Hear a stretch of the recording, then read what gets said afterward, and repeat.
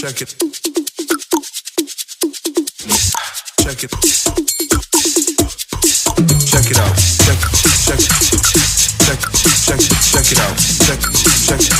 Hello mga Good Explorer! For today's video ay nandito tayo ngayon sa Grand Venice Canal. Ito ay... Nako, may bata nag-wow.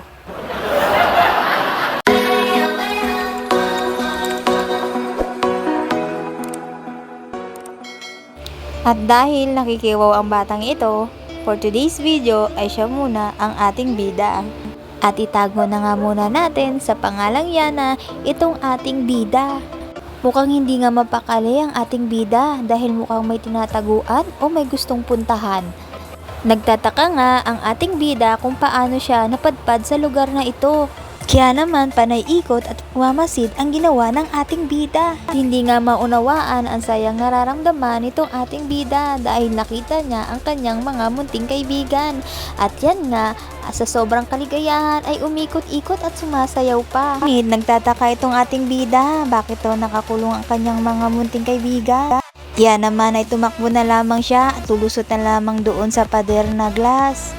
At na-realize nga ng ating bida na mali pala ang kanyang desisyon. Mali ang desisyon na agarang pagtakbo doon sa glass na pader dahil akala niya siguro ay lulusot na lamang siya. Kaya naman ay iniyak na lamang niya ang sakit na kanyang nararamdaman dahil doon sa pagkauntog doon sa pader kanina ay kasalanan talaga ito ng pader na glass. Bakit kasi transparent? Kaya naman para mapawi ang sakit ng kanyang naramdaman kanina doon sa glass na wall ay pumunta muna siya dito sa time zone. At para na din makamove on.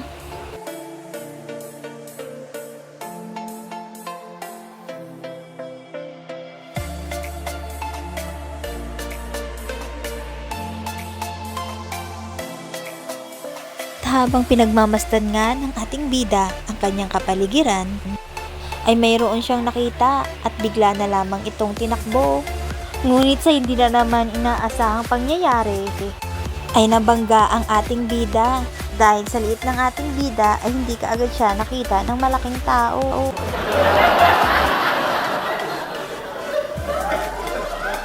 Naman hanggang dito muna ang kwento nitong ating bida. Hanggang sa muli, salamat sa panonood.